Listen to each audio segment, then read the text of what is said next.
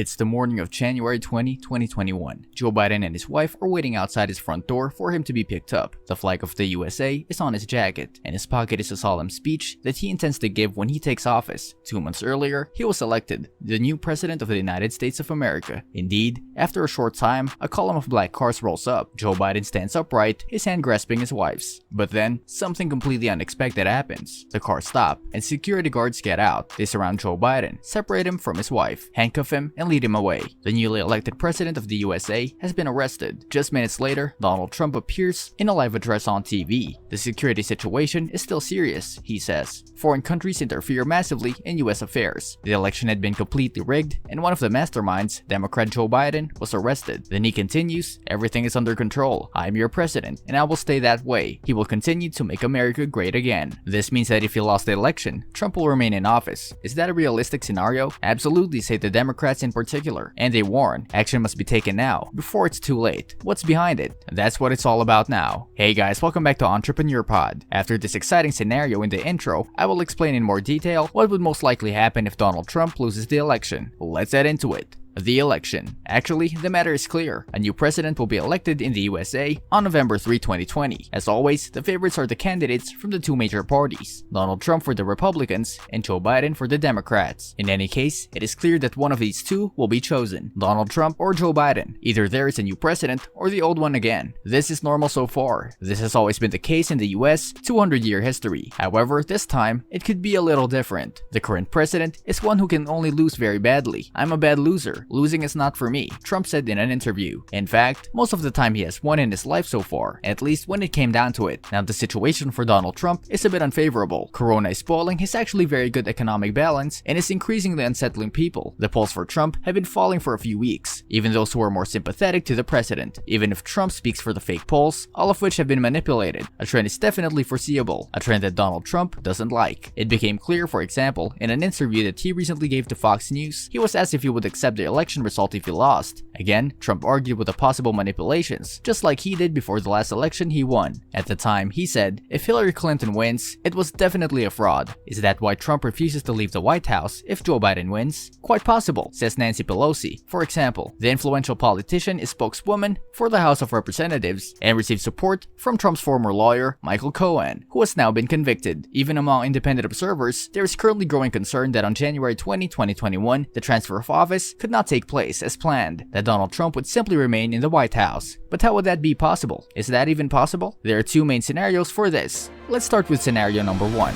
This rule of thumb was already valid for the last election. The more people vote, the lower the chance that Trump will actually be elected. After all, as the current polls show, the majority of Americans are probably not behind him. Conversely, this also means the fewer people put a cross on election day, the better things will ultimately look for Donald Trump. And that's exactly what he could bet on, not just with clean means. A former senator from Colorado, Timothy Worth, wrote an article in the US magazine Newsweek in which he suspected several 10,000 people, on behalf of Donald Trump, on behalf of the Republicans, could make sure that voters actually have trouble making their cross on election day. For example, loud banging noises could be created in front of polling stations to deter these people. They just don't go there because they say that takes too long, or riots could even be provoked, that areas have to be closed and nobody comes out. Anyone who would try could be put under pressure by some kind of paramilitary force. At the same time, Timothy Worth points out something that is currently giving observers a headache. He writes, quote, "And actually, the figures that appear show a very interesting picture. As the left-wing magazine, Mother Jones researched between Donald Trump's inauguration in 2016 and 2018,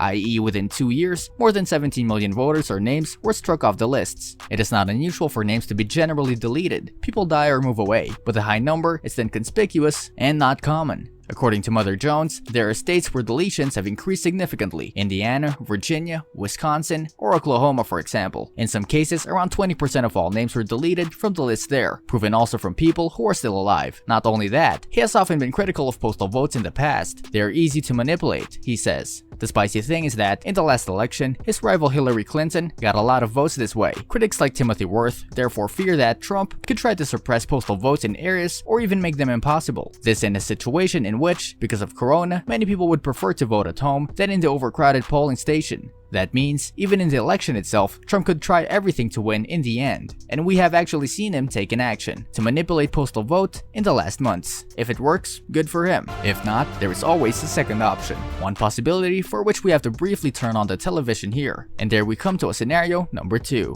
Let's just sit in front of this television set and switch it on. We see a miniseries that's popular in the US right now, at least a still image, The Plot Against America. This is a story based on the book of the same name by Philip Roth. In a nutshell, fascists comes to power in the US in the 1940s and establishes a kind of dictatorship. What is interesting about this scenario is that the series repeatedly plays with political elements that could also be relevant in 2020, and which, at least in theory, fit our second scenario, even if the fascist in dictatorship is a long way off. Let's say that Donald Trump clearly loses the election, then he would have little chance of what to do with the result. He would have to accept it, but it's much more likely that Trump will lose to Biden by a narrow margin, and that's only because he has lost in some crucial states, the so-called swing states. What could happen then? Well, Donald Trump could say right after the election, this election was heavily influenced by a foreign power. He could blame China, for example. This power would have smuggled in tens of thousands of postal votes and manipulated them in other places, and precisely in those states where the voices matter, in the swing states. The most important of the swing states, Michigan, Wisconsin, Arizona, and Pennsylvania, are currently ruled by Republicans, and Donald Trump could take advantage of that. Do not recognize the result in your states. He might plead, and at the same time, initiate an investigation into the election. An investigation that cannot be carried out in a few days would take longer. It would be very likely that the Electoral College, where traditionally on December 14th, all votes have to be gathered, would not be completely occupied, and thus no clear result would come about.